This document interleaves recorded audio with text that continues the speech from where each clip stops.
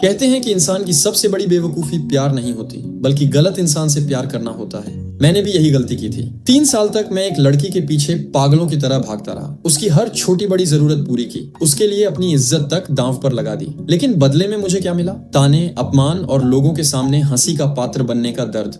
परीक्षा वाले दिन भी वही हुआ। उसने सिर्फ इतना कहा कि उसका पेपर अच्छा नहीं गया, और हमेशा की तरह सबको यकीन था कि मैं उसके लिए अपना भविष्य भी बर्बाद कर दूंगा। लेकिन इस बार कुछ बदल चुका था, क्योंकि मुझे याद आ चुका था कि पिछले जन्म में इसी लड़की के लिए मैंने क्या क्या खोया था। अपना परिवार, अपना भविष्य, अपनी दौलत, यहाँ तक कि अपनी जिंदगी भी। इसलिए परीक्षा हॉल से बाहर निकलते ही मैंने एक ऐसा फोन किया जिसने उसकी पूरी दुनिया हिला दी। और जब उसके फोन पर सच्चाई पहुंची, तब पहली बार उसे एहसास हुआ कि जिसे वह सालों से अपना नौकर समझती थी, असल में वही उसकी दुनिया का मालिक था। कॉलेज एंट्रेंस एग्जाम के दौरान मैंने जानबूझकर सभी बोनस सवालों के सही जवाब दिए, ताकि स्कूल की ब्यूटी लियू रुयान से दूर रह सकूं। एग्जाम हॉल से निकलने के बाद लियू रुयान के दोस्तों ने मेरा मजाक उड़ाया। जियांग शियाओयू, लियू रुयान ने कहा कि उसका एग्जाम अच्छा नहीं गया। आज दोपहर का पेपर खाली छोड़ देना याद रखना, नहीं तो तुम्हें उसकी चापलूसी करने का मौका नहीं मिलेगा। इसके बाद वे सब जोर जोर से हंसने लगे। मैंने लियू रुयान के गुस्से वाले चेहरे को देखा और सिर हिलाते हुए कहा, ठीक है।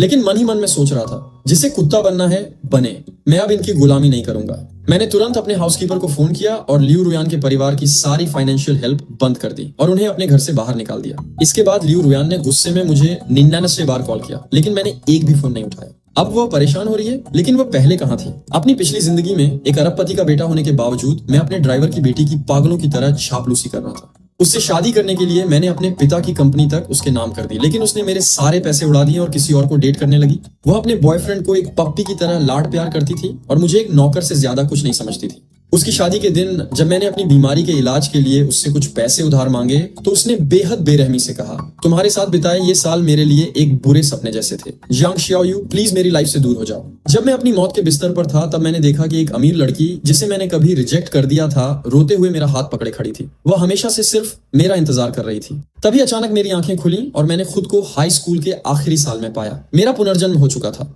मैं अपनी डेस्क पर सोया हुआ था, तभी लियू रुयान ने मुझे झटके से जगाया। लू जिंगनियन का पेट ठीक नहीं है, जाओ उसके लिए पेट की दवा लेकर आओ और कैफेटेरिया से कुछ एक्स्ट्रा मीट भी ले आना। वह बहुत कमजोर है, उसे अच्छे खाने की जरूरत है। इस समय लू जिंगनियन अपनी डेस्क पर झुका हुआ था और क्लास के कई लोग उस पर प्यार लुटा रहे थे। उसके पेट दर्द की वजह से सबको उस पर तरस आ रहा था, लेकिन जो इंसान उसकी सबसे ज्यादा परवाह कर रही थी, वो बेशक लियू रुयान थी। अपनी पिछली जिंदगी में मैं लियू रुयान का वो बेवकूफ आशिक था जो रोज उसकी हर बात मानता था। क्लास के बाद उसके लिए खाना पानी लाता था ताकि बस उसके करीब रह सकूं।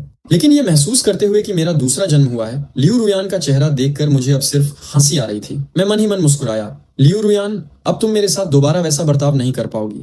मुझे वहीं शांत खड़ा देखकर लियू रुयान चिढ़ गई और बोली, तुम वहां बेवकूफों की तरह क्यों खड़े हो? जल्दी जाओ और दवा लेकर आओ। ये कहकर वह फिर से लू जिंगनियन के पास चली गई और धीरे से उसकी पीठ थपथपाने लगी।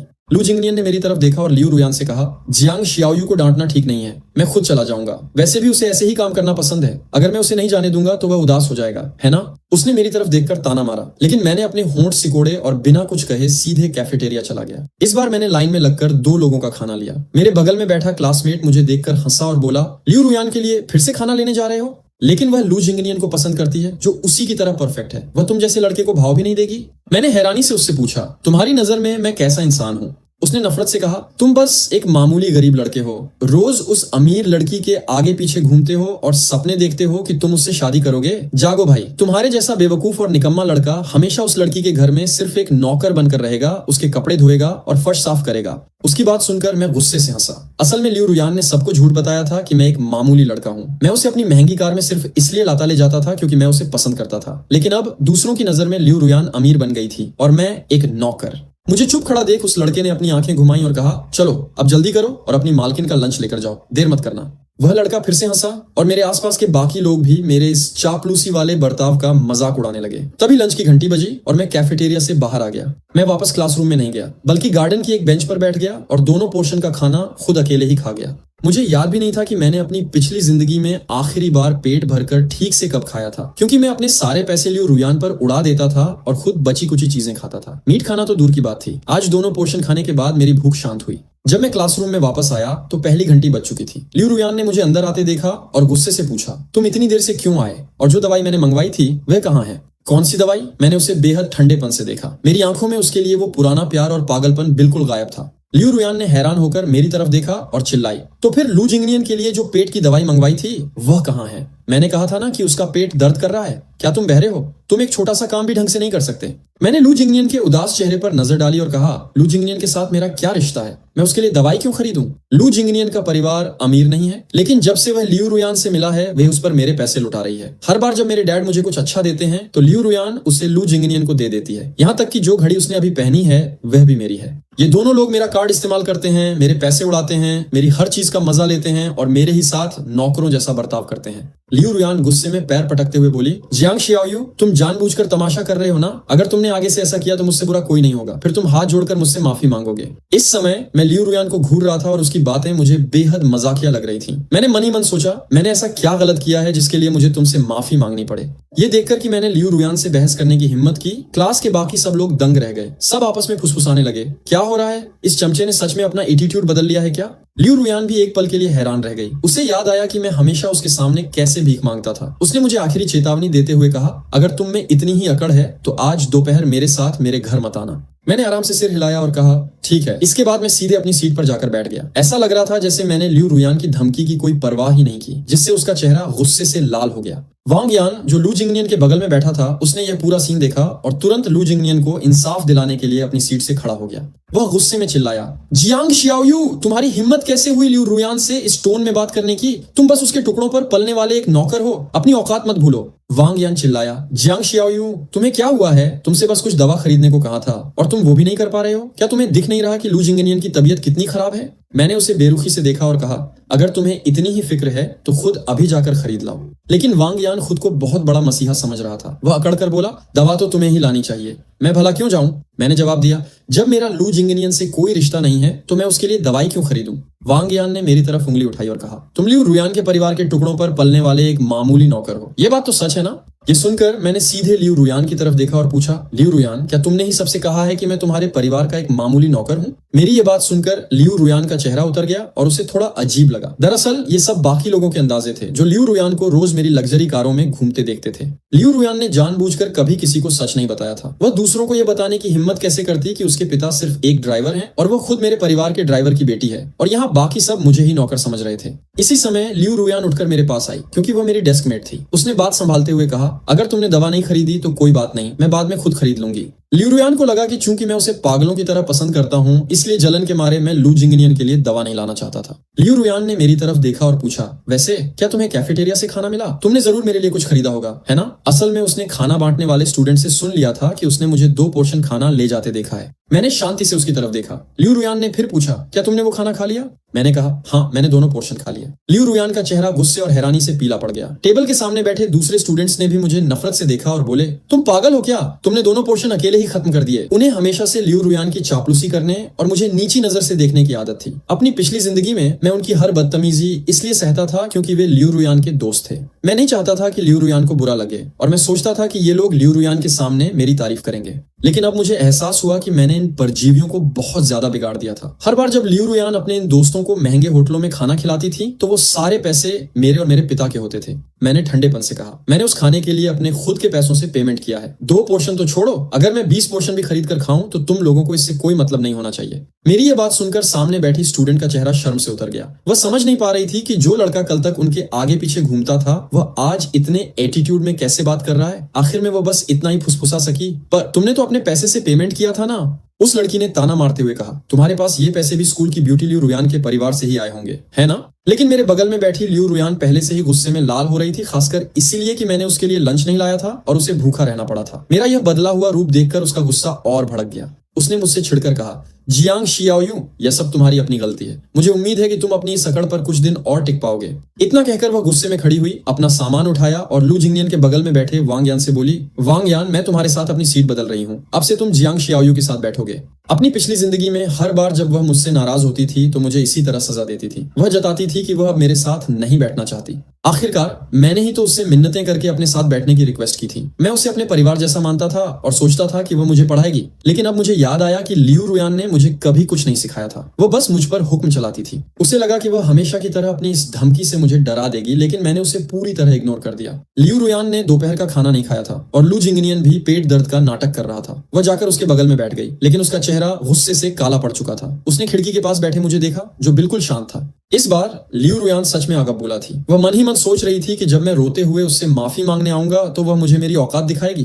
दोपहर में जब स्कूल की छुट्टी हुई तो मेरे डैड द्वारा भेजी गई लग्जरी मेबच कार रोज की तरह गेट पर आकर रुकी। स्कूल से निकलकर मैं चुपचाप उस कार की तरफ बढ़ गया। पूरे स्कूल में अब ये बात फैल चुकी थी कि मैंने स्कूल की ब्यूटी लियू रुयान को नाराज कर दिया है और सब मेरा तमाशा देखने का इंतजार कर रहे थे। मुझे अकेले उस महंगी कार की तरफ जाते देखकर वहां खड़े स्टूडेंट्स एक दूसरे को इशारा करने और फुसफुसाने लगे। अरे देखो, क्या इस लड़के ने आज दोपहर स्कूल की ब्यूटी के लिए खाना लाने से मना नहीं किया था? तो फिर इसकी हिम्मत कैसे हुई लियू रुयान की कार में अकेले बैठने की? ये तो बस एक मामूली ड्राइवर का बेटा है। क्या ये खुद को इस कार का मालिक समझने लगा है? लियू रुयान अभी तक आई भी नहीं है और इस नौकर के बेटे की हिम्मत देखो कि पहले ही कार में जाकर बैठ गया। लियू रुयान इसे छोड़ देगी नहीं। अगर मेरे पास ऐसा घमंडी और बदतमीज नौकर होता तो मैं उसे धक्के मारकर बाहर निकाल देता। बाहर खड़े लोगों की ये मजाक उड़ाने वाली आवाजें सुनकर भी मैंने उन पर ध्यान नहीं दिया। कार में बैठते ही मैंने सीधे ड्राइवर को ऑर्डर दिया, गाड़ी स्टार्ट करो और चलो।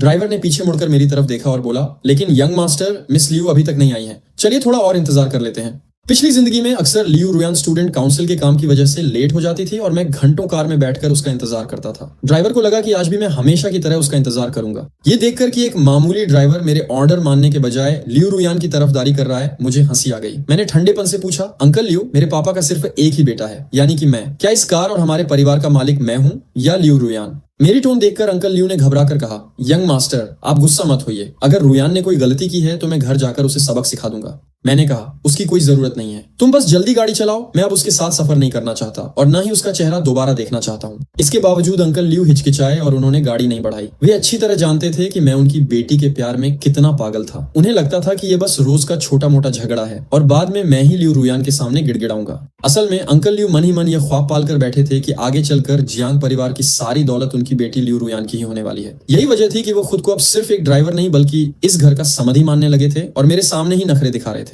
तुम गाड़ी आगे बढ़ा रहे हो या मैं तुम्हें नौकरी से निकालूं? मैंने कड़क आवाज में कहा। सच तो यह था कि मेरे डैड उन्हें बहुत पहले ही नौकरी से निकालना चाहते थे, क्योंकि उन्हें पता चल गया था कि अंकल लियू छिपकर जुआ खेलते हैं। डैड ऐसे जुआरी को अपने घर पर नहीं रखना चाहते थे। लेकिन अपनी पिछली जिंदगी में मैं लियू रुयान के प्यार में इस कदर अंधा था कि मैंने डैड के सामने अंकल लियू की बहुत तरफदारी की थी। मैंने झूठ कहा था कि वो मेरा बहुत ख्याल रखते हैं ताकि लियू रुयान का परिवार हमारे पैसों पर ऐश करता रहे। लेकिन आज वही ड्राइवर अपने मालिक की बात सुनने को तैयार नहीं था। तभी अचानक स्कूल के गेट पर हलचल हुई। लियू रुयान को आते देखकर अंकल लियू तुरंत कार का दरवाजा खोलकर बाहर निकले। लियू रुयान अकेले नहीं थी, वह बड़े प्यार से लू जिंगनियन का हाथ पकड़कर उसे कार की तरफ ला रही थी। दोनों एक दूसरे का हाथ थामे कार तक आए। अंकल लियू ने तुरंत आगे बढ़कर उनके लिए कार का दरवाजा खोला और लियू रुयान बड़े प्यार से लू जिंगनियन को कार में बिठाने वाली थी। चूंकि लू जिंगनियन को लियू रुयान पसंद थी, इसलिए वह हमेशा लियू रुयान के साथ रहने के बहाने ढूंढता था। इसी वजह से लू जिंगनियन रोज हमारी ही कार से स्कूल आता जाता था। हमारा ड्राइवर हमें घर ले जाने से पहले हमेशा लू जिंगनियन को उसके घर ड्रॉप करता था। इतना ही नहीं, अंकल लियू को सुबह सबसे पहले लू जिंगनियन को पिक करने के लिए बहुत जल्दी उठना पड़ता था। लेकिन इससे पहले कि लू जिंगनियन कार के अंदर बैठ पाता, मैंने खिड़की से ठंडेपन से कहा, लियू रुयान, क्या तुमने क्लास में खुद नहीं कहा था कि तुम आज दोपहर मेरे साथ घर नहीं जाओगी? और लू जिंगनियन, तुम दोनों मेरी कार में क्यों बैठ रहे हो? मेरी ये बात सुनते ही वहां खड़े क्लासमेट्स दंग रह गए और कुछ लोग तो गुस्से में बड़बड़ाने लगे। इस जियांग शियाओयू का दिमाग खराब हो गया है क्या? ये तो साफ तौर पर हमारी स्कूल ब्यूटी लियू रुयान की कार है। हाँ, वह असल में अपनी औकात भूल गया है। लियू रुयान के एहसानों पर जीने वाला यह नौकर आज खुद को इस लग्जरी कार का मालिक समझ बैठा है क्या? अब देखने में मजा आएगा जब लियू रुयान इसे बीच रास्ते में कार से धक्का मारकर बाहर निकालेगी। वहां खड़े स्टूडेंट्स चिल्लाए, इस मामूली नौकर को तो कार में बैठने की भी इजाजत नहीं होनी चाहिए। सब मेरे बारे में गॉसिप कर रहे थे। लियू रुयान मुझे घूर रही थी। उसका चेहरा गुस्से से अकड़ गया था। उसे समझ नहीं आ रहा था कि आज मुझे अचानक क्या हो गया है। वह चिढ़कर बोली, जियांग शियाओयू, तुम हद पार कर रहे हो। मैंने दोपहर में जो हुआ उसके लिए तुम्हें माफ करने का फैसला किया था, लेकिन अगर तुम ऐसे ही तमाशा बनाते रहे तो हमारा रिश्ता हमेशा के लिए टूट जाएगा। मैंने ठंडेपन से कहा, मुझे तुम्हारी कोई माफी नहीं चाहिए। तुम दोनों खुद यहाँ से पैदल वापस जाओ। यह सुनते ही लियू रुयान का चेहरा डर के मारे पीला पड़ गया। वह जानती थी कि पूरे स्कूल की नजरों में वह एक अमीर खानदान की इकलौती वारिस बनी हुई थी। अगर वो आज मेरे साथ इस कार में नहीं बैठती तो क्या उसकी असली पहचान सबके सामने नहीं आ जाती? इसी डर में उसने गुस्से से आगे बढ़कर मुझे कार से बाहर खींचने की कोशिश की ताकि वह लू जिंगनियन को अंदर बिठा सके।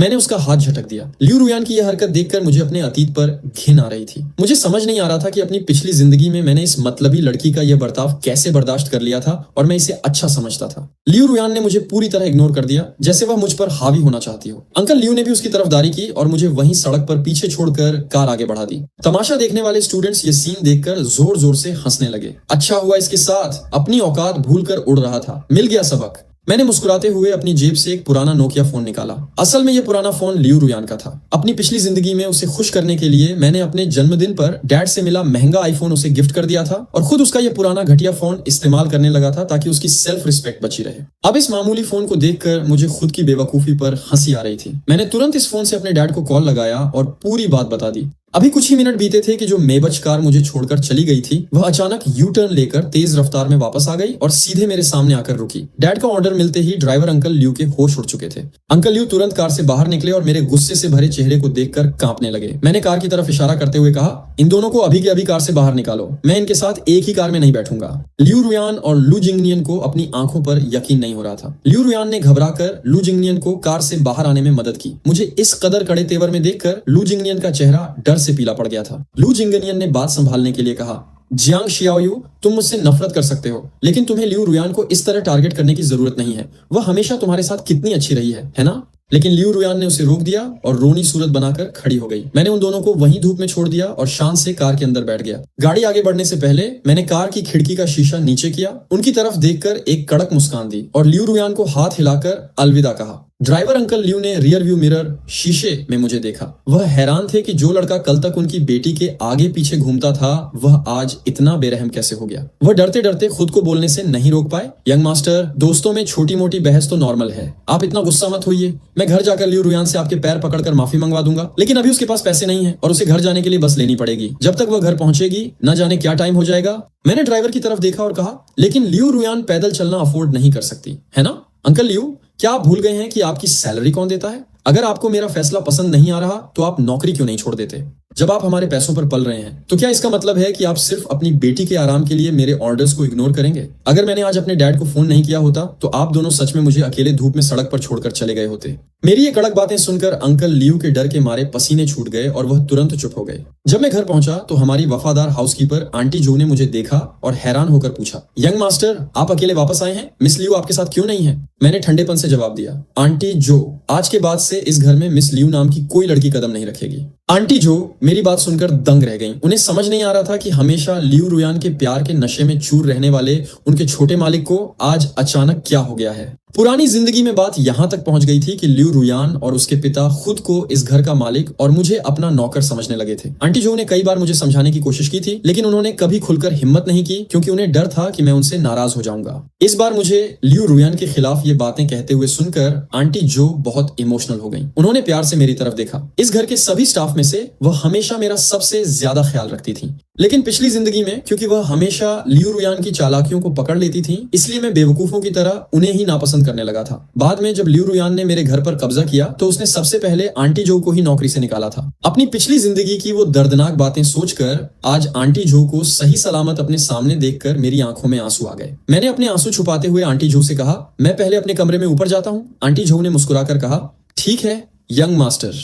तभी आंटी जो को कुछ याद आया और उन्होंने कहा, यंग मास्टर, मिस बाई यहाँ आई हुई हैं। अपनी पिछली जिंदगी में मैं आंटी जो की बात सुनते ही बाई निंगबिन को बिना मिले सीधे घर जाने को कह देता था। असल में बाई निंगबिन अक्सर हमारे घर आती थी, लेकिन क्योंकि वह एक ऐसी लड़की थी जिसे मेरे डैड ने मेरे लिए पसंद किया था और मैं लियू रुयान के प्यार में अंधा था, इसलिए मैं बाई निंगबिन से नफरत करता था। हर बार जब वो आती तो मैं उसकी तरफ देखता तक नहीं था और नौकरों से कहकर उसे वापस भिजवा देता था। लेकिन अपनी मौत के बिस्तर पर जाने से पहले की बात मुझे याद आई। जब लियू रुयान ने मुझे धोखा दे दिया था तब बाई निंगबिन के लोग ही मुझे हॉस्पिटल ले गए थे। आखिरी वक्त तक उसे याद था कि वह मेरी मंगेतर है और वह मुझसे सच्चा प्यार करती थी। ये सब सोचते ही मैंने आंटी जो को रोका और कहा, वह कहाँ है? मैं उससे मिलने जाऊंगा। आंटी जो ने बताया कि वह बैकयार्ड पीछे के बगीचे में है। मैं तुरंत बैकयार्ड की तरफ गया और वहां का नजारा देखकर हैरान रह गया। मैंने देखा कि बाई निंगबिन मेरे पालतू कुत्ते डाबाई को बड़े प्यार से खाना खिला रही थी। यह कुत्ता मैं हमेशा अपने पास रखना चाहता था, लेकिन लियू रुयान ने कहा था कि उसे कुत्तों से नफरत है, इसलिए मैंने अपने इस प्यारे कुत्ते के पास जाना ही बंद कर दिया था। मुझे उम्मीद नहीं थी कि बाई निंगबिन मेरे कुत्ते डाबाई के साथ इतनी अच्छी तरह घुल मिल जाएगी। उसने अपने स्कूल की नीली यूनिफॉर्म पहनी हुई थी और वह इस वक्त बेहद खूबसूरत लग रही थी। वह एक बहुत ही साधारण स्कूल यूनिफॉर्म थी, लेकिन बाई निंगबिन ने इसे इतनी खूबसूरती से पहना था कि वह किसी परी जैसी लग रही थी। अपनी पिछली जिंदगी में मरने से पहले मैंने लोगों को उसके बारे में बात करते सुना था कि इतने अच्छे गुणों और खूबसूरती वाली लड़की मेरे धोखे के बाद भी इतने सालों तक सिंगल रही। ये बात सोचकर आज फिर मेरी आंखें नम हो गईं। बाई निंगबिन ने डाबाई को सहलाना खत्म किया और अचानक मेरी तरफ देखा। मुझे दरवाजे पर खड़ा देखकर उसे अंदाजा नहीं था कि मैं कब आ गया। वह मुस्कुराकर मेरे पास आने ही वाली थी कि तभी उसे याद आया कि मैं उससे कितनी नफरत करता हूँ और वह वहीं रुक गई। यंग मास्टर जियांग की मंगेतर बाई निंगबिन न सिर्फ बेहद खूबसूरत है बल्कि उसकी पर्सनैलिटी भी बहुत शांत और सुलझी हुई है। हालांकि वह मेरी ही उम्र की है लेकिन वह मुझसे कहीं ज्यादा समझदार है। जहां तक उसके ग्रेड्स पढ़ाई की बात है वह हमेशा पूरे इलाके में टॉप करती आई है और यही वजह थी कि वह लियू रुयान की आंखों में सबसे ज्यादा खटकती थी। लियू रुयान हमेशा जलते हुए कहती थी कि बाई निंगबिन की सफलता सिर्फ उसके अमीर परिवार के रिसोर्सेज की वजह से है। अगर उसे भी बाई निंगबिन जैसी सुख सुविधाएं मिलती तो वह भी टॉप कर जाती। अपनी पिछली जिंदगी में हर बार जब लियू रुयान बाई निंगबिन के अच्छे मार्क्स देखकर चिढ़ती थी तो उसकी खुशी के लिए मैं भी बेवकूफों की तरह बाई निंगबिन को अपना दुश्मन समझने लगा था। लेकिन आज ठंडे दिमाग से सोचने पर मुझे एहसास हुआ कि मेरी तो बाई निंगबिन से कभी कोई ढंग से बातचीत भी नहीं हुई थी। फिर उसने ऐसा क्या किया था जिसके लिए मैं उससे नफरत करूं? इस बार जब मैंने उसे अपने सामने देखा तो मैंने मुश्किल से अपने इमोशंस पर काबू पाया और आगे बढ़कर उससे पूछा, क्या तुम मुझसे मिलने आई हो? बाई निंगबिन ने झिझकते हुए कहा, हाँ, मैं बस तुमसे ही मिलने आई थी। ये कहने के बाद जब उसने देखा कि मैं चुप हूं तो उसे लगा कि मैं हमेशा की तरह उस पर चिल्लाऊंगा। उसने उदास होकर कहा, मुझे पता है कि तुम मुझसे नहीं मिलना चाहते, इसलिए मैं अभी यहाँ से चली जाती हूँ। उसने सोचा भी नहीं था कि आज उसकी मुझसे सच में मुलाकात हो जाएगी। वह तो बस दूर से मेरी एक झलक देखने आई थी। उसे लगा कि मेरा सामना हो गया, उसके लिए इतना ही काफी था। ये देखकर कि वह अपना बैग उठाकर जाने वाली है, मैंने तुरंत उसे रोका और मुस्कुराते हुए पूछा, क्या तुम आज रात यहाँ हमारे साथ डिनर के लिए रुकना चाहोगी?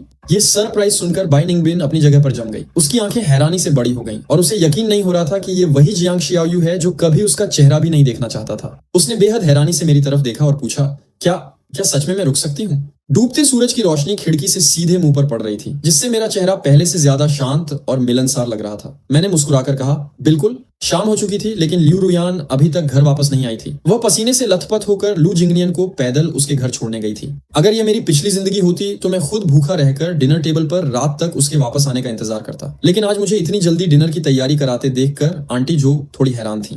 दरअसल घर के सभी नौकरों को मुझे लियू रुयान का चमचा बनते देखने की आदत हो चुकी थी। इस बार जब मैंने उसका इंतजार नहीं किया तो उन्हें थोड़ा अजीब लगा। लेकिन आंटी जो ने मुझसे और कोई सवाल नहीं पूछा। मैंने आंटी जो से कहा, ओह आंटी, एक और बात, ड्राइवर अंकल लियू को मैसेज भिजवा दीजिए कि कल से उन्हें काम पर आने की कोई जरूरत नहीं है, उन्हें नौकरी से निकाल दिया गया है। आंटी जो एक पल के लिए रुकी, फिर उन्हें एहसास हुआ कि उन्हें मालिक के फैसलों पर सवाल नहीं उठाना चाहिए। उन्होंने मुस्कुराकर कहा, ठीक है यंग मास्टर, मैं अभी इसका इंतजाम करती हूँ। लियू रुयान के लालची पिता को नौकरी से निकालने के बाद मैं आखिरकार बाई निंगबिन के साथ हमारे डाइनिंग हॉल में डिनर के लिए बैठ गया। बाई निंगबिन चुपके से नीची नजरें करके मुझे देख रही थी। सच कहूं तो भले ही पिछली जिंदगी में मेरे ग्रेड्स बहुत खराब थे लेकिन मेरा लुक काफी अच्छा था। अगर मैं लियू रुयान के धोखे में बर्बाद न हुआ होता तो मेरा यह हाल कभी नहीं होता। जैसे ही मेरी नजर बाई निंगबिन से मिली उसने शर्माकर अपनी नजरें घुमा ली। वह खुद को शांत दिखाने की कोशिश कर रही थी लेकिन अगर आप ध्यान से देखते तो उसके कान शर्म से बिल्कुल लाल हो चुके थे। मैंने माहौल को हल्का करने के लिए मुस्कुराते हुए उससे पूछा, वैसे निंगबिन, मैंने सुना है कि स्कूल में तुम्हारे ग्रेड्स हमेशा बहुत अच्छे रहते हैं और तुम हमेशा टॉप करती हो। बाई निंगबिन मेरे इस अचानक बदले हुए दोस्ताना बर्ताव से थोड़ी असहज और नर्वस लग रही थी।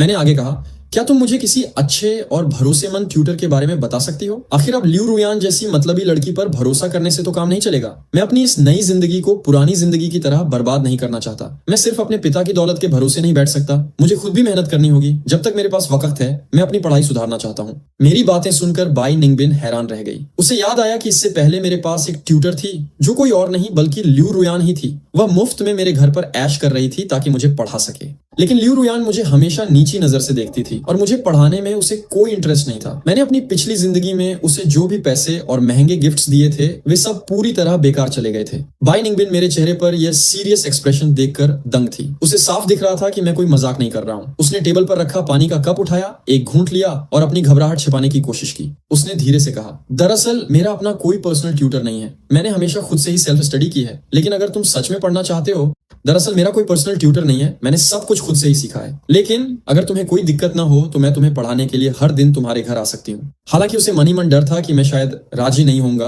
आखिरकार अपनी पिछली जिंदगी में मैंने कभी उसकी तरफ आंख उठाकर देखा भी नहीं था। वह तो आज इसी बात से हैरान थी कि मैं उसे डिनर पर रोकने के लिए तैयार हो गया था। लेकिन उसकी यह बात सुनकर मैं बहुत खुश हुआ और उत्साह से पूछा, क्या सच में तुम मुझे पढ़ाओगी? बाई निंगबिन ने मेरे चेहरे पर खुशी देखकर शर्माते हुए सिर हिलाया। हाँ, अगर तुम तैयार हो तो मैं रोज आ सकती हूँ। मैंने मुस्कुराकर कहा, बेशक, मुझे तो बहुत खुशी होगी। लेकिन मुझे डर है कि कहीं इससे तुम्हारी अपनी पढ़ाई में कोई रुकावट ना आए। तुम खुद भी तो बोर्ड एग्जाम्स की तैयारी कर रही हो। कोई बात नहीं, इससे मेरी पढ़ाई पर कोई फर्क नहीं पड़ेगा, बाई निंगबिन ने शांत आवाज में कहा। लेकिन उसकी आंखों में मेरे लिए एक अलग ही नरमी थी। असल में वह इतनी इंटेलिजेंट थी कि उसने हाई स्कूल का सिलेबस पहले ही पूरा कर लिया था और उसका कॉलेज एडमिशन भी पक्का था। लेकिन मुझे नीचा दिखाने या परेशान करने के डर से उसने यह बात मुझसे छुपा कर रखी थी। मैंने चैन की सांस लेते हुए कहा, तो फिर तुम्हारा बहुत बहुत शुक्रिया। मेरे ग्रेड्स बहुत खराब हैं, बस मुझे पढ़ाते वक्त मुझे बेवकूफ मत समझना। अपनी पिछली जिंदगी में लियू रुयान के ग्रेड्स भी बहुत अच्छे थे, लेकिन उसे मुझ पर बिल्कुल सब्र नहीं था। अगर कोई सवाल एक बार समझाने के बाद मुझे समझ नहीं आता तो वह पूरी क्लास के सामने मुझे डांटती और बेइज्जत करती थी। मेरे ग्रेड्स पहले फिर भी एवरेज थे, लेकिन जब से लियू रुयान ने मुझे ट्यूशन पढ़ाना शुरू किया, मेरे मार्क्स और गिर गए, जिससे मेरा कॉन्फिडेंस पूरी तरह से खत्म हो गया था। वह जानबूझकर ऐसा करती थी ताकि मैं हमेशा खुद को उसके सामने कमजोर समझूं। बाई निंगबिन ने मुस्कुराकर कहा, नहीं ऐसा नहीं होगा। तो फिर डन रहा, अब से मैं रोज स्कूल के बाद तुम्हारे घर आऊंगी। हम दोनों आराम से खाना खा रहे थे। बाई निंगबिन को बहुत शांत देखकर मैंने अपनी चॉपस्टिक उठाई और उसकी प्लेट में थोड़ा और मीट रख दिया। मैंने प्यार से कहा, ये लो, इसे खाओ और बिल्कुल भी शर्माने की जरूरत नहीं है। तभी अचानक डाइनिंग हॉल का दरवाजा खुला और लियू रुयान अंदर आई। वह लू जिंगनियन को पैदल उसके घर छोड़कर सीधे यहाँ आ रही थी। उसे रास्ते में ही खबर मिल चुकी थी कि उसके पिता को मेरे डैड ने नौकरी से निकाल दिया है और उसके पिता ने फोन पर उसे बहुत डांटा था। यहाँ आते ही जब उसने देखा कि मैंने हमेशा की तरह उसके खाने का इंतजार नहीं किया और टेबल पर रखा सारा खाना हम पहले ही खा रहे थे, तो उसका चेहरा गुस्से से काला पड़ गया। मैंने उसकी तरफ एक बेपरवाह नजर डाली और उसकी परवाह किए बिना अपना खाना जारी रखा। लियू रुयान पहले तो मुझसे अपने पिता की नौकरी के बारे में पूछना चाहती थी, लेकिन टेबल पर बाई निंगबिन को मेरे इतने करीब बैठा देखकर वह चिढ़ गई। उसने नफरत से पूछा, ये लड़की यहाँ हमारे घर में क्या कर रही है? अपनी पिछली जिंदगी में लियू रुयान को खुश रखने के लिए मैं कभी किसी दूसरी लड़की के करीब नहीं जाता था। हर बार जब बाई निंगबिन मुझसे मिलने आती थी तो मैं लियू रुयान के डर से उसे बिना देखे ही घर से वापस भेज देता था। लेकिन आज खेल पूरी तरह बदल चुका था। मैंने लियू रुयान को ठंडेपन से जवाब दिया, हाँ, मैंने खुद बाई निंगबिन को यहाँ डिनर के लिए रोका है और मैं उसे अपने खास मेहमान की तरह ट्रीट करता हूँ। क्या तुम्हें इससे कोई प्रॉब्लम है? लियू रुयान के पास गुस्से में पैर पटकने और मुझे घूरने के अलावा कोई रास्ता नहीं था। वह चिढ़कर बोली, जियांग शियाओयू, तुमने जानबूझकर इस लड़की को यहाँ बुलाया है सिर्फ मुझे चिढ़ाने के लिए, है ना? वह अच्छी तरह जानती थी कि उसे बाई निंगबिन से कितनी जलन होती थी। जब भी बाई निंगबिन किसी कंपटीशन या एग्जाम में फर्स्ट आती थी तो लियू रुयान का चेहरा देखने लायक होता था। मैंने मन ही मन सोचा, लियू रुयान, तुम अपने बारे में बहुत ज्यादा सोच रही हो, तुम अब मेरे लिए इतनी जरूरी नहीं हो। अपनी पिछली जिंदगी में मुझे लगता था कि यह लड़की ही मेरी पूरी दुनिया है और मेरी हर खुशी और काम सिर्फ उसी के आसपास घूमते थे, लेकिन अब इसे देखकर मुझे सिर्फ और सिर्फ नफरत होती है। मुझे समझ आ गया है कि इस मतलबी लड़की के पीछे भागने का मतलब खुद को बर्बादी की खाई में धकेलना है। लियू रुयान ने अपना घमंड दिखाने के लिए नफरत से कहा, जियांग शियाओयू, अगर तुम्हें लगता है कि तुम किसी और लड़की को घर बुलाकर मुझे जेलस कर लोगे तो यह तुम्हारा वहम है। सच तो यह है कि तुम्हें किसी और के करीब देखकर मुझे खुशी होगी ताकि तुम पूरे दिन अपनी शक्ल लेकर मुझे परेशान करने ना आओ। इतना कहकर वह गुस्से में पैर पटकती हुई ऊपर अपने कमरे में चली गई। मैं चुपचाप मुस्कुराता रहा। लियू रुयान के जाने के बाद मैंने देखा कि बाई निंगबिन के चेहरे पर थोड़ी उलझन और उदासी आ गई थी। मैंने बात संभालते हुए उसे समझाया, निंगबिन, तुम उसकी बकवास पर ध्यान मत दो, वह बस ऐसे ही फालतू में गुस्सा कर रही है। लेकिन मुझे थोड़ा अजीब लगा क्योंकि बाई निंगबिन ने इसके बाद एक शब्द भी नहीं कहा। उसका बर्ताव अचानक थोड़ा ठंडा और शांत हो गया था, जैसे उसे कोई बात बुरी लग गई हो। डिनर खत्म होने के बाद मैं बाई निंगबिन को बाहर गाड़ी तक छोड़ने गया और उससे कहा, सड़क पर सावधानी से जाना। जाते वक्त भी उसने मुझसे ज्यादा बात नहीं की, बस धीरे से सिर हिलाकर चली गई। जब मैं वापस घर के अंदर पहुंचा तो लियू रुयान सीढ़ियों से नीचे आ रही थी। उसने अपनी स्कूल यूनिफॉर्म उतार दी थी और एक सिंपल शर्ट पहनी हुई थी। मैं मानता हूं कि भले ही उसने आगे चलकर मेरी लाइफ में कई बुरे काम किए, लेकिन उसका चेहरा सच में बहुत सुंदर था और वह बाहर से बहुत शांत और शरीफ लगती थी। अपनी पिछली जिंदगी में मैं उसके इसी मासूम लुक को देखकर धोखा खा गया था। इस समय हॉल में कोई नहीं था तो लियू रुयान ने तुरंत हक जताते हुए गुस्से में मुझसे पूछा, जियांग शियाओयू, तुमने मेरे पापा को नौकरी से क्यों निकाला? उसने ये बात पहले बाई निंगबिन के सामने नहीं पूछी थी क्योंकि वह नहीं चाहती थी कि सबको उसकी असलियत पता चले। असल में पूरे स्कूल के सामने खुद को अमीर खानदान की बेटी दिखाने वाली लियू रुयान सिर्फ हमारे जियांग परिवार के ड्राइवर की बेटी थी। बाई निंगबिन के सामने यह तमाशा होने से उसकी झूठी इज्जत मिट्टी में मिल जाती। मैंने उसकी बात सुनकर बेहद ठंडेपन से कहा, क्या मुझे अब एक मामूली ड्राइवर की बेटी को यह समझाने की जरूरत है कि मैं अपने घर के ड्राइवर को नौकरी से कब और क्यों निकालता हूँ? इस घर और बिजनेस के मालिक मेरे डैड हैं, तुम नहीं। लियू रुयान ने गुस्से में पैर पटकते हुए कहा, आज दोपहर जो कुछ भी हुआ वह सब मेरी गलती थी। इसका मेरे पापा से कोई लेना देना नहीं है। अगर तुम में इतनी ही अकड़ है तो सीधे मुझसे बदला लो। हिम्मत है तो मुझे ट्यूटर की नौकरी से निकाल कर दिखाओ। उसने सोचा था कि वह हमेशा की तरह अपनी ट्यूशन छोड़ने की धमकी देगी और मैं डर जाऊंगा, लेकिन मुझे ट्यूशन से निकालने की बात सुनते ही हंसी आ गई। मैंने लियू रुयान को घूरते हुए कहा, ठीक है, जैसा तुम चाहो। अभी तुमने खुद क्या कहा, एक बार फिर से कहना। लियू रुयान ने हैरानी से मुझे देखा। उसे समझ नहीं आया कि मैं क्या करने वाला हूँ। मैंने कहा, तुम हमेशा खुद को बहुत होशियार और मुझे बेवकूफ समझती थी ना, तो अब से ये ट्यूशन का नाटक बंद करो। तुम इसी वक्त मेरे घर से निकल जाओ, मैं अपने लिए कोई दूसरा ट्यूटर ढूंढ लूंगा। और सच तो यह है कि जब से तुमने मुझे पढ़ाना शुरू किया है, मेरे ग्रेड्स सुधरने के बजाय और खराब होते जा रहे हैं। मुझे अब साफ लगता है कि तुम उस भारी भरकम सैलरी के बिल्कुल लायक नहीं हो जो मैं तुम्हें हर महीने देता हूँ। लियू रुयान को लगा था कि मैं हमेशा की तरह उसके साथ मजाक कर रहा हूँ, लेकिन उसे सपने में भी उम्मीद नहीं थी कि मैं सच में उसे नौकरी से निकाल दूंगा और अपने घर से बाहर जाने जाने को कह दूंगा। वह अपनी बेइज्जती बर्दाश्त नहीं कर पाई और चिल्लाकर बोली, जियांग शियाओयू, तुम्हारे ग्रेड्स इसलिए खराब हैं क्योंकि तुम सच में महाबेवकूफ हो। तुम एक ही सवाल का जवाब 10 बार में भी नहीं दे सकते। मैंने बस एक बार लू जिंगनियन को वो चैप्टर समझाया था और वह तुरंत समझ गया था। लेकिन तुम दिमाग से बिल्कुल सुअर की तरह बेवकूफ हो। दूसरे टीचर के पास चले जाओगे तब भी तुम ऐसे ही निकम्मे रहोगे। कोई तुम्हें इससे ज्यादा नहीं सिखा सकता। ये पूरी तरह से तुम्हारी अपनी प्रॉब्लम है। उसे इस कदर अपनी औकात भूलकर अभी भी मुझे ही दोष देते देखकर मैंने कड़क आवाज में कहा, लियू रुयान, क्या तुम्हारा दिमाग खराब हो गया है? तुम भूल रही हो कि तुम किसके घर में खड़ी होकर किससे डांट रही हो। तुम यहाँ सिर्फ एक सर्वेंट नौकर की बेटी हो और इस घर के मालिक के टुकड़ों पर पल रही हो। अपनी औकात में रहो और चुपचाप अपना बोरिया बिस्तर समेटो, क्योंकि अब से तुम्हारी इस घर में कोई जगह नहीं है। जियांग शियाओयू, तुम दिन भर बस मेरे पीछे घूमने और मुझे डेट करने के बारे में ही सोचते रहते हो। कोई हैरानी नहीं कि तुम्हारे ग्रेड्स इतने खराब हैं। लियू रुयान ने नफरत से मेरा मजाक उड़ाया। तुम्हारी ये छोटी छोटी घटिया तरकीबें सिर्फ इसलिए हैं क्योंकि तुम्हें लू जिंगनियन के साथ मेरे रिश्ते से जलन हो रही है। तुम इस बात से परेशान हो कि मैं तुम्हें भाव नहीं दे रही हूँ, लेकिन तुम्हें साफ बता दूं, मैं अभी सिर्फ अपनी पढ़ाई पर फोकस करना चाहती हूँ और एक टॉप यूनिवर्सिटी में एडमिशन लेने की कोशिश कर रही हूँ। तुम्हारे उलट, भले ही तुम पढ़ाई ना करो, तुम्हारे परिवार के पास फिर भी बहुत पैसा है, इसलिए मेरा अभी तुम्हारे साथ टाइम वेस्ट करना नामुमकिन है। मैं अपने सामने खड़ी इस घमंडी औरत को घूरता रहा और उसकी बातें सुनकर थोड़ा हैरान था कि कोई इतना अंधा कैसे हो सकता है। कुछ सेकंड बाद मुझे होश आया और मैं हंस पड़ा।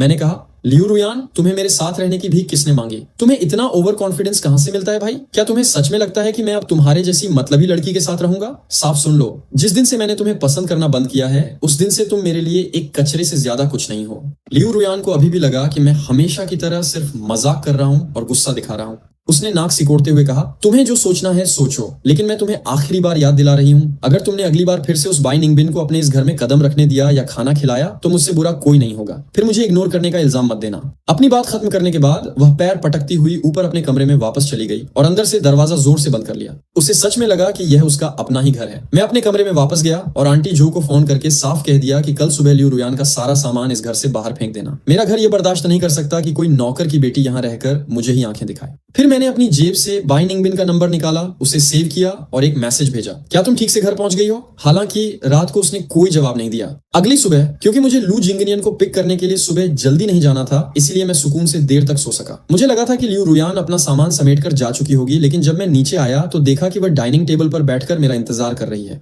मैं चुपचाप अपनी सीट पर बैठा और नाश्ता शुरू किया। अपनी पिछली जिंदगी में लू जिंगनियन को लेने जाने की जल्दी में मैं कभी ठीक से नाश्ता भी नहीं कर पाता था। लियू रुयान को टेबल पर बैठा देखकर मैंने उसके अकड़ से भरे चेहरे को देखा। अब भी उसे लग रहा था कि मैं पहले की तरह उसकी हर डांट सह लूंगा। नाश्ता खत्म करने के बाद जैसे ही मैं बाहर निकला, लियू रुयान डीटों की तरह मेरे पीछे पीछे आ गई। डैड ने रातों रात हमारे लिए नया ड्राइवर रख लिया था, जिसने नए कपड़े पहने थे और आदर से मेरे लिए कार का दरवाजा खोला। मैं जैसे ही कार के अंदर बैठा, लियू रुयान भी मेरे पीछे पीछे अंदर घुसने लगी। मैंने उसे ठंडेपन से देखा और कहा, लियू रुयान, इस तमाशे का क्या मतलब है? क्या तुमने कल क्लास में खुद नहीं कहा था कि तुम आज से मेरे साथ स्कूल नहीं जाओगी? मुझे तुम्हारी एक एक बात अच्छी तरह याद है। लियू रुयान का चेहरा शर्म से लाल हो गया, लेकिन वो अपनी अकड़ दिखाते हुए बोली, अगर मेरे पापा ने मुझे तुम्हारी खुशामद करने के लिए मजबूर न किया होता तो मैं तुम्हारे मुंह भी न लगती। तो क्या हुआ अगर तुम्हारे परिवार के पास थोड़ा पैसा है? तुम्हें दूसरों को धमकाना अच्छा लगता है ना? इसमें कोई बहुत बड़ी बात नहीं है। वह झूठ बोल रही थी। असल में उसके पापा को इस लग्जरी नौकरी की सख्त जरूरत थी। मैं यहाँ उसके साथ समय बर्बाद नहीं करना चाहता था, इसलिए मैंने सीधे ड्राइवर को गाड़ी बढ़ाने का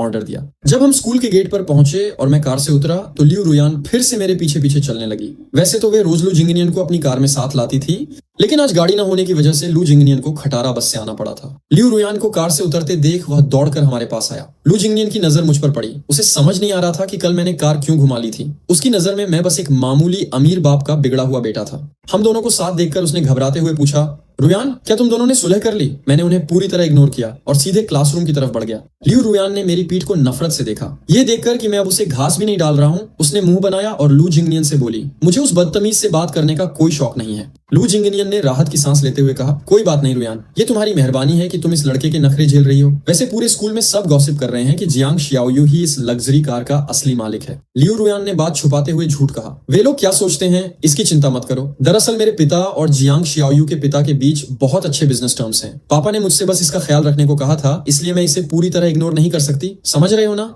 ओह, तो यह बात है। वह सिर्फ अपने पिता के कहने पर तुम्हारे आगे पीछे घूम रहा है। लू जिंगनियन ने चैन की सांस ली, क्योंकि उसे लगा कि लियू रुयान अभी भी अमीर है और मैं सिर्फ उसका चमचा हूँ। लेकिन जब मैं क्लासरूम के दरवाजे पर पहुंचा तो लू जिंगनियन का चमचा वांग यान पहले से ही वहां रास्ता रोककर खड़ा था। वह अकड़ कर खड़ा हो गया और मुझे अंदर जाने से रोकने लगा। मैंने ठंडेपन से कहा, रास्ते से एक तरफ हटो। वांग यान ने मेरी तरफ नफरत से देखा और चिल्लाकर बोला, जियांग शियाओयू, तुम कितने बेशर्म हो। कल तुमने स्कूल की ब्यूटी लियू रुयान और लू जिंगनियन को बीच रास्ते धूप में खड़ा छोड़ दिया और ड्राइवर से कहकर कार भगा ली। तुम्हारी इतनी हिम्मत कैसे हुई? मैंने वांग यान की इस बेवकूफी भरी बात को सुना और जोर से हंस पड़ा। मुझे हंसी आ रही थी कि इन बेवकूफों को अभी भी सच का अंदाजा नहीं था। मैंने वांग यान को देखा और कड़क आवाज में कहा, वह मेरी अपनी कार है और मुझे पूरा हक है कि मैं अपनी कार में किसे बिठाऊं और किसे नहीं। ये तुम्हारा बिजनेस नहीं है। तुम बीच में बोलने वाले होते कौन हो? मेरा ये एटीट्यूड देखकर क्लास के बाकी स्टूडेंट्स भी उत्सुक हो गए और ध्यान से हमारी बातें सुनने लगे। वांग यान ने जोरदार ठाका लगाया और मजाक उड़ाते हुए बोला, क्या तुम ये कहना चाहते हो कि वह मेबच कार तुम्हारे परिवार की है? जियांग शियाओयू, तुम खुद को बहुत बड़ा नवाब समझ रहे हो क्या? वह बेपरवाही से हंसते हुए आगे बोला, हम सब अच्छी तरह जानते हैं कि तुम्हारी असलियत क्या है। तुम यहाँ एक अमीर यंग मास्टर मालिक बनने का नाटक कर रहे हो। क्या सच में तुम्हारी ये औकात है? मैंने साफ साफ सुना है कि जियांग परिवार का जो ड्राइवर है वह तुम्हारे पिता हैं। तुम्हारा पूरा परिवार जियांग खानदान के टुकड़ों पर पलता है। हमारी स्कूल ब्यूटी लियू रुयान इतनी दयालु हैं कि उन्होंने आज तक सबके सामने तुम्हारे खिलाफ कुछ नहीं कहा, वरना उन्होंने तुम्हें बहुत पहले ही नौकरी से निकाल दिया होता। वांग यान लू जिंगनियन का सबसे पक्का दोस्त था और लू जिंगनियन हमेशा लियू रुयान के आगे पीछे घूमता रहता था। इसलिए वांग यान की यह बातें सुनकर क्लास के बाकी सब लोगों ने उस पर तुरंत यकीन कर लिया। सब जियांग शियाओयू को नफरत से देखने लगे। तभी अचानक लियू रुयान और लू जिंगनियन भी क्लासरूम के दरवाजे पर आ पहुंचे। वांग यान की बातें सुनकर लियू रुयान का चेहरा डर और गुस्से से सख्त हो गया था। वह अच्छी तरह जानती थी कि वांग यान जो कुछ भी बोल रहा है वह जियांग शियाओयू की नहीं, बल्कि खुद लियू रुयान के झूठ की धज्जियां उड़ा रहा है। अगर बात ज्यादा बढ़ी तो उसका असली चेहरा सबके सामने आ जाएगा। वह तुरंत घबराकर पास आई और वांग यान पर चिल्लाते हुए बोली, वांग यान, फालतू बकवास बंद करो और चुपचाप अपनी सीट पर वापस जाओ। वांग यान ने बेबसी से लियू रुयान के गुस्से से भरे चेहरे को देखा। वह उसकी नाराजगी को साफ महसूस कर पा रहा था, इसलिए उसके पास अपना रास्ता छोड़ने और चुपचाप पीछे हटने के अलावा कोई और चारा नहीं था। लियू रुयान आकर फिर से मेरे बगल वाली सीट पर बैठ गई। मैंने उसकी हरकतों पर ज्यादा ध्यान नहीं दिया। आखिरकार अब मुझे उसकी किसी भी बात से कोई फर्क नहीं पड़ता था। वह हमेशा से टीचर्स की पसंदीदा स्टूडेंट थी और क्लास में उसके आपसी रिश्ते बहुत अच्छे थे। अगर वो आज किसी दूसरी सीट पर भी जाकर बैठ जाती तो कोई उसे कुछ नहीं कहता। दूसरी तरफ लू जिंगनियन के बगल में बैठा वांग यान इस सब से थोड़ा नाराज था। उसने चिढ़कर लू जिंगनियन से फुसफुसाते हुए कहा, लू जिंगनियन, आखिर लियू रुयान का इस सब से क्या मतलब है? वह जियांग शियाओयू तो लगभग उसके सिर पर सवार हो चुका है, फिर भी रुयान उसे इस तरह बचा रही है। यहाँ तक कि जियांग शियाओयू अब उसके साथ रहने की जिद पर भी आ गया है। लू जिंगनियन ने बात संभालते हुए कहा, मैंने तुम्हें पहले ही बताया था ना, उसके पिता ने उसे जियांग शियाओयू का अच्छे से ख्याल रखने को कहा था। उसका और कोई मतलब नहीं था। तुम ज्यादा मत सोचो। ओह, तो यह बात है, वांग यान ने सिर हिलाते हुए कहा। मैं भी सोच रहा था कि यह जियांग शियाओयू इतनी अकड़ क्यों दिखा रहा है। उसने तो पूरे कॉन्फिडेंस से यह तक कह दिया कि वह मेबच कार उसके अपने परिवार की है। वांग यान आगे बोला, वैसे मैंने देखा है कि लियू रुयान का फोन बहुत महंगा है और उसने तुम्हें जो गिफ्ट दिया था वह भी कोई सस्ता नहीं था। और दूसरी तरफ ये जियांग शियाओयू है जो खुद को वांग यान ने लू जिंगनियन से आगे फुसफुसाते हुए कहा, इस जियांग शियाओयू का फोन बिल्कुल मेरे साधारण फोन जैसा है, फिर भी यह खुद को किसी अमीर परिवार का वारिस दिखाने की कोशिश करता है। इसकी इस बकवास पर भला कौन यकीन करेगा? उनकी बातों पर ध्यान न देते हुए मैंने अपनी सीट पर बैठे बैठे चुपके से अपना फोन निकाला और चेक किया। बाई निंगबिन ने आखिरकार मेरे रात वाले मैसेज का जवाब दिया था, लेकिन सिर्फ एक अक्षर में, एन। उसका ये जवाब बहुत रूखा और ठंडा लगा। मुझे याद आया कि कल डिनर टेबल पर वह कितनी दोस्ताना और खुलकर बात कर रही थी, लेकिन घर लौटने के बाद से वह अचानक इतनी दूर दूर क्यों रहने लगी थी? यहाँ तक कि कल रात के मैसेज का जवाब वह अब सुबह दे रही थी। लियू रुयान मेरे ठीक बगल वाली सीट पर बैठी थी और उसने तिरछी नजरों से मुझे मैसेज चेक करते हुए देख लिया था। मेरे फोन की स्क्रीन पर कांटेक्ट का नाम साफ तौर पर बाई निंगबिन दिख रहा था, जिसे देखते ही उसने माथे पर बल डाल लिया। वह ठीक ठीक समझ नहीं पा रही थी कि मेरे दिमाग में क्या चल रहा है, लेकिन उसे इतना जरूर महसूस हो रहा था कि कल दोपहर के बाद से मैं पूरी तरह बदल गया हूँ और अब उसकी जरा भी परवाह नहीं करता। मैंने लियू रुयान को पूरी तरह इग्नोर किया, अपना कीबोर्ड ओपन किया और बाई निंगबिन की इस बेरुखी का कारण जानने के लिए उसे एक और मैसेज टाइप करने लगा। मैंने बाई निंगबिन को मैसेज भेजा, तो क्या तुम आज दोपहर ट्यूशन सेशन के लिए हमारे घर आ रही हो? फिर से बाई निंगबिन ने सिर्फ एक अक्षर में छोटा सा जवाब दिया, वाई। हाँ, जब मुझे पता चला कि वह आने को तैयार है तो मेरी आधी चिंता दूर हो गई। पूरी क्लास के दौरान मेरा पूरा ध्यान सिर्फ और सिर्फ अपनी पढ़ाई पर था। लंच ब्रेक के समय लू जिंगनियन हमारी सीट के पास आया और वह और लियू रुयान नीचे कैंटीन में खाना खाने जाने की तैयारी करने लगे। लियू रुयान ने सहजता से मेरी तरफ देखा और थोड़े हैरान होते हुए पूछा, जियांग शियाओयू, क्या तुम लंच करने नहीं चलोगे? आज पढ़ाई को लेकर मेरी मेहनत देखकर लियू रुयान सच में हैरान थी, क्योंकि मैं पूरी क्लास के दौरान हमेशा की तरह जरा भी नहीं सोया था। मैं तो बस अपने नोट्स ठीक करने और उन्हें याद करने में व्यस्त था। सच में क्लास के बाकी बच्चों के लिए भी यह बहुत अजीब बात थी। जो लड़का आमतौर पर हर समय सिर्फ लियू रुयान के ही ख्यालों में खोया रहता था, वह आज उसकी तरफ देख भी नहीं रहा था और मन लगाकर पढ़ाई कर रहा था। क्लास खत्म होने के बाद भी मुझे अपनी किताबों में व्यस्त देखकर लियू रुयान ने उत्सुकता से मुझसे कुछ और पूछना चाहा, लेकिन मैंने उसे पूरी तरह नजरअंदाज कर दिया, जैसे मैंने उसकी आवाज सुनी ही ना हो। ये देखकर लू जिंगनियन ने लियू रुयान की तरफ देखा और कहा, लगता है जियांग शियाओयू अभी नहीं आ रहा है, चलो हम खुद चलते हैं, बाद में उसके लिए कैंटीन से कुछ पैक करवा कर ले आएंगे। सबकी नजर में लू जिंगनियन एक बहुत ही शरीफ और अच्छा इंसान बनने का नाटक करता था, इसलिए जब लोग पीठ पीछे उसकी गरीबी का मजाक उड़ाते थे, तब भी वह सबके सामने बहुत ही सकारात्मक और सीधा रवैया बनाए रखता था। लेकिन मैं अब इस मतलबी विलेन का कोई झूठा एहसान नहीं लेना चाहता था। मैंने अपना सामान ठीक से समेटा, अपनी सीट से खड़ा हुआ और उनके साथ नीचे न जाकर अकेले ही क्लास से बाहर निकल गया। सीढ़ियों से नीचे उतरते हुए लू जिंगनियन ने लियू रुयान से पूछा, वैसे आज शियाओयू को क्या हुआ है? वह तुम्हें इस तरह नजरअंदाज कर रहा है, क्या तुमने उसे किसी बात पर नाराज किया है? लियू रुयान खुद इस बात से बहुत उलझन में थी। उसे भी कुछ समझ नहीं आ रहा था। अपनी पिछली जिंदगी में वह मेरे साथ कितना भी रूखा बर्ताव क्यों न करती, मैं हमेशा एक वफादार पालतू कुत्ते की तरह उसके पीछे पीछे घूमता रहता था। लेकिन कल से सब बदल चुका था। लू जिंगनियन ने बात बदलते हुए पूछा, वैसे क्या तुम उसे इस वीकेंड अपनी बर्थडे पार्टी में बुलाने वाली हो? हाँ, ये लियू रुयान के जन्मदिन का हफ्ता था। पिछले साल लियू रुयान ने शहर के सबसे महंगे वांगपिंग होटल में भव्य पार्टी की थी, जिसका पूरा वेन्यू मैंने खुद अपने पैसों से बुक किया था और सारी आलीशान व्यवस्था की थी। उस रात लाखों का खर्च आया था और क्लास के जो भी दोस्त आए थे उन्होंने लियू रुयान की बहुत तारीफ की थी। जाहिर है इस बार भी उसने यही सोचा था। मैंने कई दिन पहले ही उसके इस जन्मदिन के लिए सारी बुकिंग्स और सही व्यवस्था करवा दी थी। अगर कल घर पर मैंने उसे ट्यूशन की नौकरी से निकालने और औकात याद दिलाने की बात न की होती तो लियू रुयान इस पार्टी के खर्च को लेकर दोबारा सोचती भी नहीं। लेकिन कल रात मैंने जो कुछ भी कहा था और आज मेरा जो बेहद रूखा बर्ताव था, उसके बाद उसका शातिर दिमाग अब ज्यादा सोचने पर मजबूर हो गया था कि अगर जियांग शियाओयू इस पार्टी में नहीं आया तो होटल का इतना भारी बिल भरेगा कौन? क्या बर्थडे पार्टी होगी भी?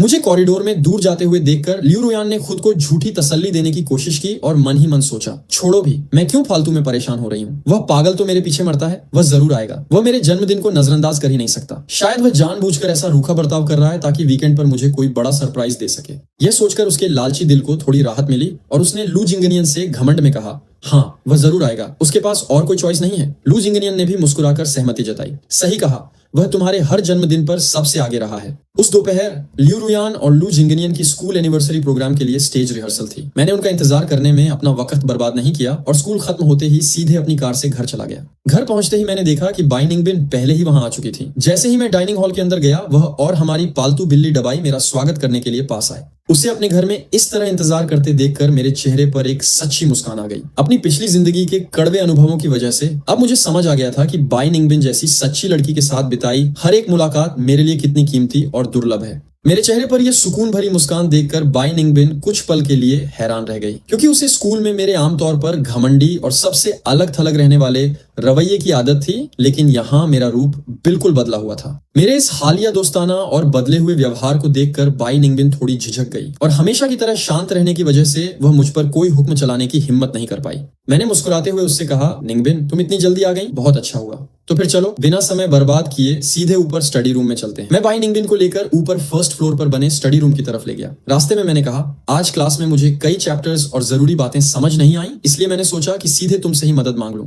हम दोनों स्टडी रूम में जाकर चेयर्स पर बैठ गए। मेरे बगल वाली ये सीट पहले लियू रुयान की हुआ करती थी, लेकिन जब वह मेरे साथ यहाँ बैठती थी तो कभी मुझसे सीधे मुंह बात नहीं करती थी। उसे तो हमेशा ऐसा लगता था जैसे मैं उसे पढ़ाकर उसकी अपनी पढ़ाई में रुकावट डाल रहा हूँ। लेकिन बाई निंगबिन बिना किसी नखरे के बड़े आराम से मेरे बगल में बैठ गई। उसने मेरा मौजूदा एजुकेशन लेवल जानने के लिए अपने बैग से 2 बेसिक टेस्ट पेपर्स निकाले और मेरी तरफ बढ़ा दिए। मैंने बिना कोई शिकायत किए उन पेपर्स को बहुत ध्यान से पूरा किया और सॉल्व करके उसे सौंप दिया। उसने कुछ देर तक बिना कुछ बोले बहुत गंभीरता से उन पेपर्स को चेक किया। स्टडी रूम के उस सन्नाटे में थोड़ा शर्मिंदा महसूस करते हुए मैंने धीरे से कहा, माफ करना निंगबिन, मैं पढ़ाई में सच में बहुत ज्यादा होशियार या समझदार नहीं हूँ। बाई निंगबिन ने मेरी तरफ देखा और बहुत ही शांत और नरम आवाज में जवाब दिया, नहीं जियांग शियाओयू, इसमें तुम्हारी कोई गलती नहीं है। तुम्हारे मार्क्स इसलिए खराब हैं क्योंकि अब तक तुम्हारे पढ़ने का तरीका ही सही नहीं था। उसने मुस्कुराकर आगे कहा, क्यों ना मैं पहले तुम्हें बिल्कुल शुरुआत से सारी बेसिक बातें बेहतर ढंग से समझने में मदद करूं। एक बार बेस मजबूत हो गया तो आगे सब आसान हो जाएगा। मैंने उसकी इस समझदारी भरी बात पर पूरी सहमति में अपना सिर हिलाया। मुझे महसूस हो रहा था कि अब मेरी जिंदगी सही पटरी पर आ रही रही है। पूरी क्लास के दौरान बाई निंगबिन ने शर्माते हुए अपना सिर नीचे ही रखा।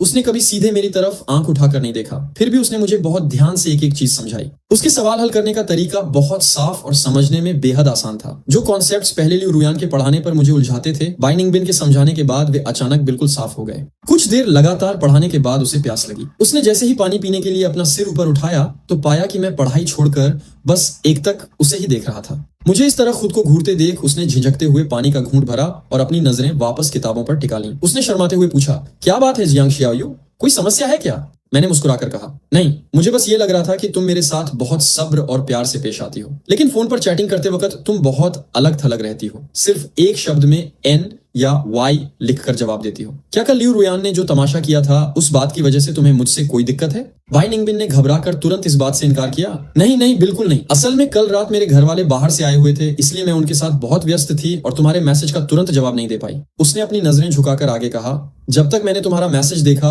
तब तक सुबह हो चुकी थी। प्लीज गलत मत समझना। अगर तुम्हें कभी भी पढ़ाई में किसी चीज की मदद चाहिए हो तो बेझिझक मुझे किसी भी समय कॉल या मैसेज कर लेना। हम दोनों बात कर ही रहे थे कि तभी अचानक स्टडी रूम की टेबल पर रखा मेरा फोन जोर जोर से बजने लगा। मैंने स्क्रीन देखी, वह लियू रुयान का कॉल था। मैंने जैसे ही कॉल रिसीव किया, दूसरी तरफ से लियू रुयान की चीखने की आवाज आई, जियांग शियाओयू, इस सब का क्या मतलब है? आखिर मैंने अब ऐसा क्या कर दिया है?